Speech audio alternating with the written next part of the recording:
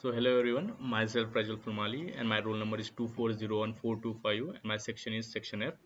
So I have taken the topic devaluation as we studied in IEP, how we devalue our currency to like grow the exports and etc. So let me start with it. So devaluation is a deliberate downward adjustment of country's currency value relative to another currency or a standard currency. It is usually carried out by a country's central bank or government. There are two things: devaluation and depreciation. So first of all, the difference between both are devaluation is intentional; it is by government policy, and depreciation is more like a market-driven supply and demand. Like for example, China has devalued its currency, the yuan, multiple times to make its export cheaper and more competitive in global market. So what causes devaluation? Let's know the causes of devaluation. So trade imbalance. When a country imports more than it exports, its trade deficit grows, as we all know. Devaluing the currency makes export cheaper and import more expensive, helping to reduce the deficit. Um, Second is high national debt. Governments sometimes devalue their currency to reduce the real value of their debt. For example, if country owes 1 billion, devaluing its currency reduces the real value of that debt in local currency items. And third one is inflation control. In some cases, devaluation is used as a short-term measure to stimulate economic growth. However, it can lead to imported inflation. More on this later. And fourth is currency wars. Countries sometimes devalue their currency intentionally to gain a competitive edge in global trade. This practice, known as beggar thy neighbor policy, as we learn in IEP course, can spark tension between nations.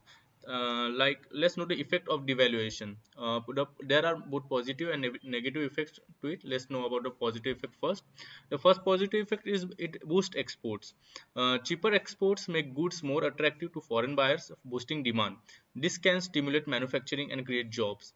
The second positive effect is improves trade balance. Higher export earnings and reduced import spending can help narrow trade deficits. And third one is tourist benefits. A weaker currency makes the country more affordable for tourists, boosting tourism revenue. Now let's know about the negative effects of devaluation. The first negative effect is imported inflation. As the currency weakens, imports become more expensive, raising the cost of goods. This can lead to higher domestic practices, contributing to inflation. Reduced purchasing power.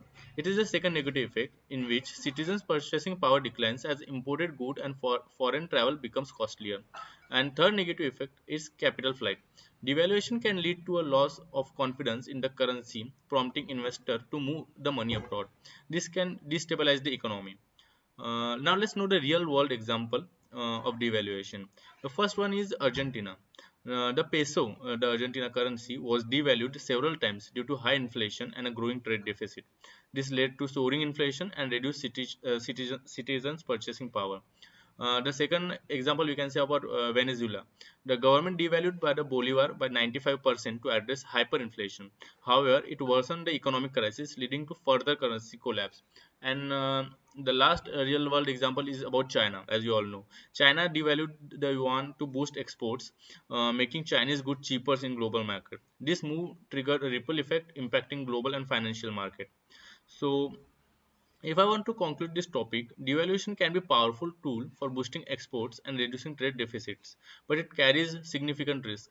While it may offer short-term relief and long-term devaluation can erode purchasing power, drive inflation, and shake market confidence. When government consider devaluation, they must weigh the potential trade benefits against the risk of inflation and economic stability. So, thank you. That's it from my side.